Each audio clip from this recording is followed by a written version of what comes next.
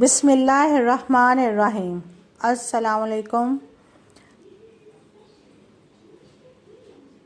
کہانی شروع کرنے سے پہلے آپ سب سے گزارش ہے کہ میرے چینل صبح کہانی کو سبسکرائب کر کے بیل نوٹیفیکیشن آن کر دیں تاکہ آنے والی تمام چینل اپڈیٹ سے آپ آگاہ رہیں۔ چلتے ہیں آج کی کہانی کی طرف۔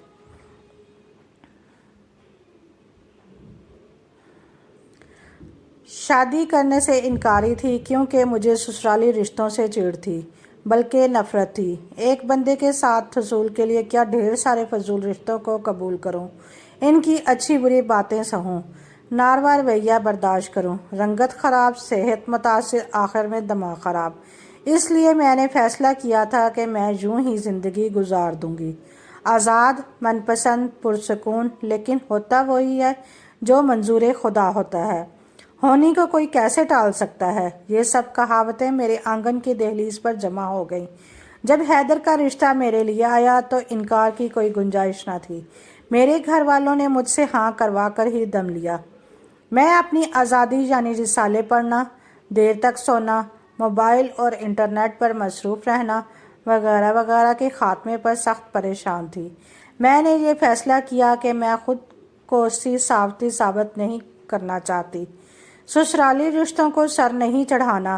وہ میرے گھر آئے تھے میرا ہاتھ مانگنے، میں تھوڑی گئی تھی ان کے گھر ان کے بیٹے کا ہاتھ مانگنے۔ کوکنگ میری گزارے لائق تھی، آملیٹ، ہاف فرائی اور بوائل ایگ میں بنا لیتی تھی۔ مزاج بھی بس ٹھیک تھا اور میں نے فیصلہ کیا تھا کہ میں ایسے ہی رہوں گی۔ شادی کے تمام معاملات بخیر و خوبی انجام پا گئے۔ رسموں میں بدمزگی ہوئی، نہ حق مہر پر جھگڑا ہوا، نہ بری میں آؤٹ آف فیشن کپڑے تھے اور نہ ہی ولیمے پر فضول میک اپ کرایا گیا۔ ہر چیز نفیس اور عمدہ تھی، پر میں اپنے ہی غموں میں گرفتار تھی، سسرال کے خلاف منصوبہ بندی میں مصروف تھی، سو کسی اور طرف دھیان نہ گیا۔ چند دن کے ناز نخروں کے بعد اصل زندگی کا آغاز ہوا تو میں نے گھر والوں کے 14 طبق روشن کر دیے، لگی لپٹی رکھے بغیر اپنا موقف بیان کر دیا، کچھ عملاً اور کچھ لفظاً۔ دراصل میں بلا ضرورت بولتی نہ تھی اور اس کا سبب میری کم گوئی نہ تھی، بلکہ میں صرف اپنی پسند اور اپنے مطلب کے لوگوں کو لفٹ کراتی تھی، ورنہ گمسم بیٹھی رہتی۔ میری ساس کو میری اسی خوبی نے متاثر کیا۔ اب جو دلہن کو کفن پھاڑ کے بولتے دیکھا تو یقیناً حیرت بنی بیٹھی تھی۔ ایک نند اپنے گھر کی تھی، ایک دیور اور ایک نند پڑھتے تھے، سسر اور میرے شوہر جاب کرتے تھے، خوشحالی تھی۔ پیسے کی ریل پیل میں خود کو بیڈ روم تک محدود رکھتی، کسی سے بات نہ کرتی، مجبوراً کلام کرنا پڑتا تو میرا انداز ایسا ہوتا کہ سوال کرتے تو جواب دیتی، میں سوال کرتی تو صرف جواب ملتا۔ میں اسے اپنی کامیابی سمجھتی۔ میرے پہننے، اوڑھنے اور آنے جانے پر کوئی پابندی نہ تھی۔ میری امی جو میرے خیالات پر ہولتی اور ٹوکتی تھی، اب مجھے اس طرح عیش کرتے دیکھ کر خوش ہوتی اور دعائیں دیتی تھی۔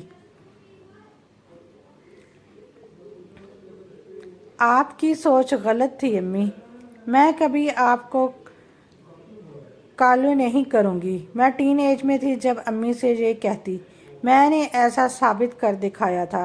اس کی وجہ میری دادی اور پھپھو کا امی سے ناروا سلوک تھا، بلکہ ظالمانہ کہنا زیادہ مناسب ہے۔ دادی سارا دن پلنگ پر بیٹھ کر حکم چلاتی، پھپھو مزاجدار، دادا اور چاچو ازو معطل اور ابو بے حس۔ جب تک دادی زندہ رہیں زندگی ایک سزا تھی۔ امی کے ملجگے کپڑے، بے رونق آنکھیں، بری حالت ابو کو نظر نہ آتی۔ سب لوگ امی پر ترس کھاتے، ابو صرف تابعدار بیٹے تھے۔ ان حالات نے مجھے باغی بنا دیا اور خود سر بھی۔ سو آج میں جو بھی تھی حالات کے رد عمل کے نتیجے میں بنی تھی، یہ میرا خیال تھا۔ سسرال میں سب نے میری ہٹ دھرمی پر سمجھوتا کر لیا، سوائے میرے شوہر کے۔ وہ مجھے ٹوکتے، پہلے پیار سے اور پھر سنجیدگی سے۔ میں اپنے ساس کا سکھاوا سمجھتی، نندوں کی پڑھائی ہوئی پٹیاں سمجھتی، हालांकि वो मेरी ज़िद्दी तबीयत पर 2 हरफ भेज चुकी थी। वक्त अपनी चाल चलता गया। ससुर वफात पा गए, देवर बाहर पढ़ने चला गया, छोटी नंद ब्याही गई। मेरा मिजाज और रविश वही थी, लेकिन सास अब अलील रहने लगी थी। इमरान का सख्ती से हुक्म था घर की तरफ तवज्जो दूँ। अब मैं मारे बांधे काम कर लिया करती। 2 बच्चों के बावजूद मेरी खूबसूरती कायम थी। मैं अपनी छोटी बहनों से कम उम्र लगती थी। एक रोज़ मैं बच्चों की शॉपिंग करने गई तो न जाने दिल में क्या आया, एक जोड़ा सास के लिए भी खरीद लिया। शाल पसंद आई, वो भी उनके लिए खरीद ली। न जाने क्यों घर आकर उनको जोड़ा और शाल दिखाई। पहले वो बेयकीनी से देखती रहीं, फिर सर पर हाथ फेर कर दुआ दी। न जाने क्यों पहली बार मेरा दिल सख्त रकीक हो गया। शायद उन्होंने कभी रवायती सास बनकर नहीं दिखाया था। मैं उनके लिए परहेजी खाना बनाने लगी। ऐसा अब मैं खुद ही करती थी, बगैर इमरान के कहे। एक रोज़ अचानक उनकी तबीयत ख़राब हो गई। उन्हें अस्पताल लेकर जाना पड़ा। सीरियस हालत थी, सब परेशान, मैं बेहिस और लाताल्लुक़। इमरान ने कहा, अम्मी मुझे याद कर रही हैं। मैं हॉस्पिटल गई। हम दोनों कमरे में तन्हा थी। उन्होंने मेरा हाथ पकड़ लिया और अपने पास बिठाया। ज़िंदगी में पहली बार हम दोनों यूं फुर्सत से बैठे थे। अम्मी आप सूप पी लें, मैं उन्हें सूप पिलाना चाहती थी। उन्होंने हाथ के इशारे से मना किया। वो कुछ कहना चाहती थीं, उनके तासरात बताते थे। मैं मजबूरी में हमतन गोश हो गई।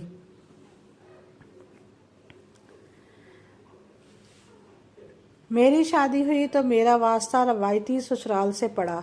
अब अपनी मजलूमियत की दास्तान सुनाएंगी, मैंने बेजारी से सोचा। सख्त मिजाज बल्कि किसी हद तक जालिम सास को मेरा ओढ़ना तक पसंद न था। मेकअप का तो सवाल ही नहीं उठता था। मैं सर्दी गर्मी लीलन के 2 जोड़ों में गुजारा करती। 7 सालन खुद बनाती, अपनी मर्जी से निकाल कर देती।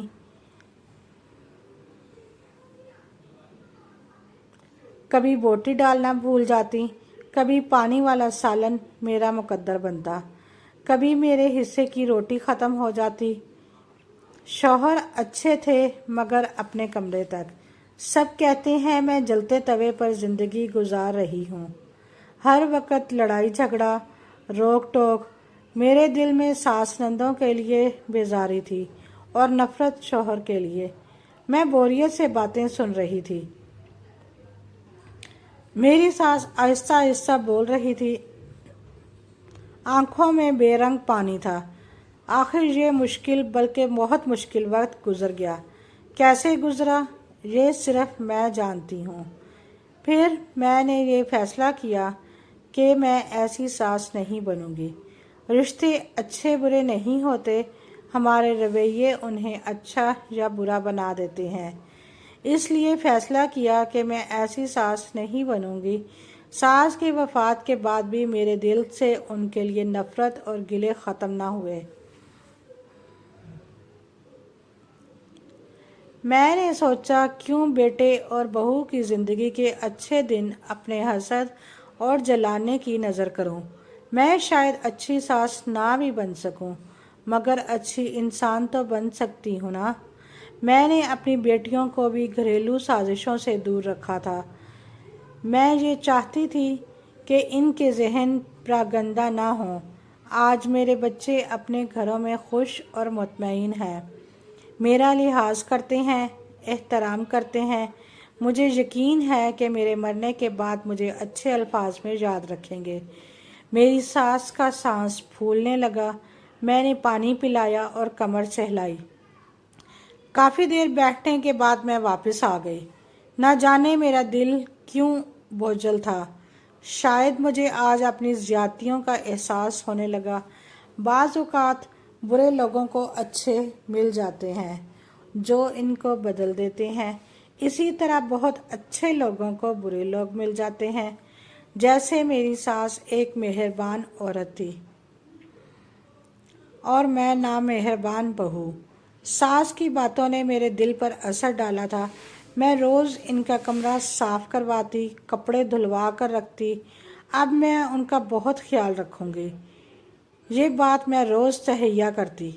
इनके मस्बत रवैये ने मेरा दिल बदल दिया था। मैं बहुत सी लड़कियों के मुकाबले में खुश और मुतमईन थी। तो इसका सबब मेरी होशियारी नहीं बल्कि इनका गैर रवायती रवैया था। चौथे दिन पता चला उनका इंतकाल हो गया है। मैं बहुत रोई तड़पी। उनकी मोहब्बतों का एहसास हो गया था या अपने पछतावे मार रहे थे। सब कहते थे ऐसी बहू कभी नहीं देखी, बेटियों जैसी मोहब्बत करती थी। नंद रो रही थी और मुझसे दूर दूर थी। साथ वाली आंटी ने मुझे दिलासा दिया, मरहुमा तुम्हें बड़ी दुआएं देती थी, सदा सहागन रहने की, तंदुरुस्ती की, खुशियों की। तुमने जो सूट उन्हें गिफ्ट किया था वो पहनकर मेरे पोते के अकीके पर आई थी। न जाने क्या क्या कह रही थी। मैं बरसती आंखों से उनका चेहरा देख रही थी जो धुंधला रहा था। मेरे ससुराली बेकसूर थे। शायद ये खून और फितरत का असर था जो मुझ में दादी और फुफ्फो की तरफ से आया था, जिन पर मेरी माँ की खिदमत और अच्छाई का असर न होता था। ऐ काश अगर ये वक्त ना गुजरा होता तो शायद तलाफी की कोई सूरत मुमकिन थी।